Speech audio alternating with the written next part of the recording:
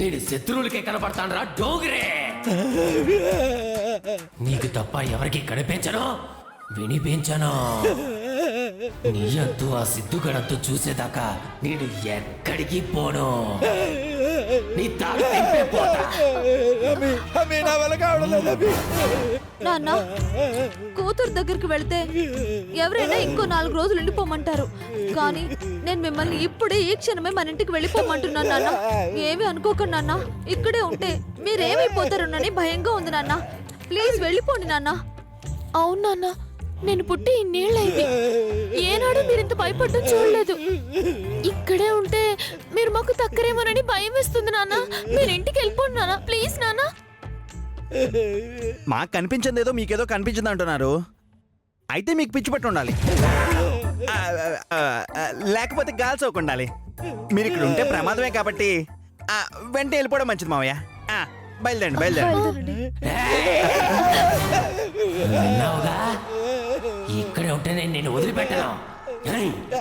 రేపు చిన్న నీ మాంసంతోనే మొదలు పెడతాను. మా దెయ్యాల బ్యాచ్ అంతా నరమాంసం అంటే పడి చేస్తారు. వాళ్ళందరినీ పిలుస్తా. నాన్న నాన్న వెళ్ళు నాన్న. నేను ఇలా అంటున్నానని ఏమి అనుకోకండి నాన్న.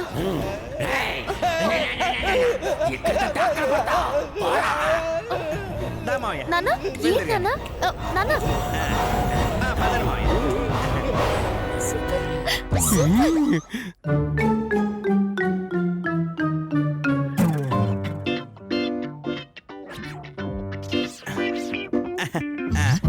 ఇంటికి వెళ్తున్నారు కదా మావయ్య? మీరంతా ఆ గదిలో ఉండకండి, వేరే గదిలో ఉండండి. మీరు జాగ్రత్త అమ్మి. నువ్వు కూడా జాగ్రత్త నాన్న. అలాగేనమ్మి. జాగ్రత్త నాన్న. బాబు వస్తాను. మావయ్య టాటా. అయ్యో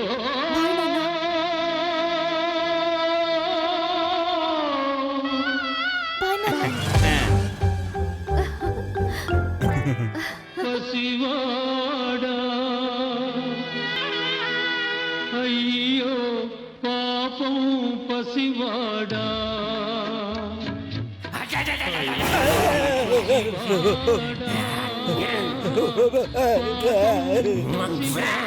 వద్దు వద్దు వద్దు.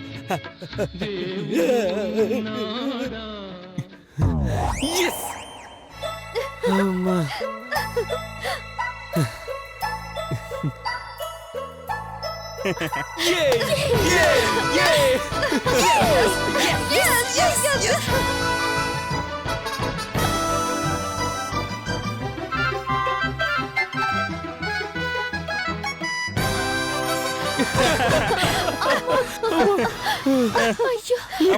ఏమండి ఇలాగేనా?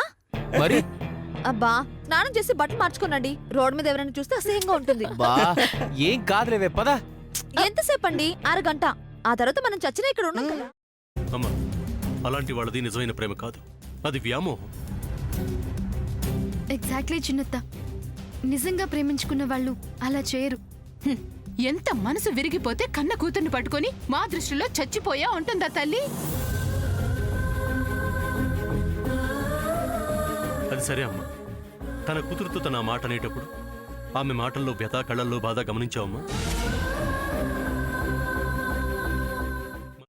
పెద్దబాబుకు బర్త్డే విషెస్ చెప్పు కూడా వెళ్ళాం కదా. ఊరికే ఎలా కాలిపోతుంది? మంట పెడితేనో పడితేనో తగలబడుతుంది.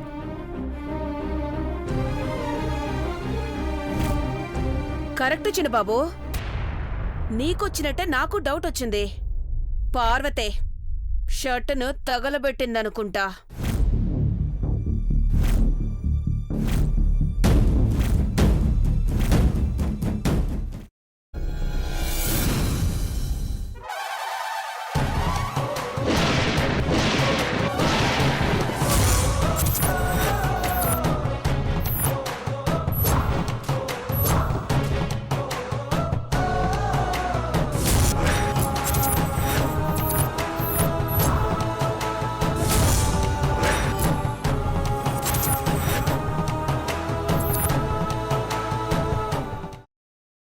తర్వాత పొట్టు తీసేసి చాప్ చేసి పక్కన పెట్టుకోవాలి.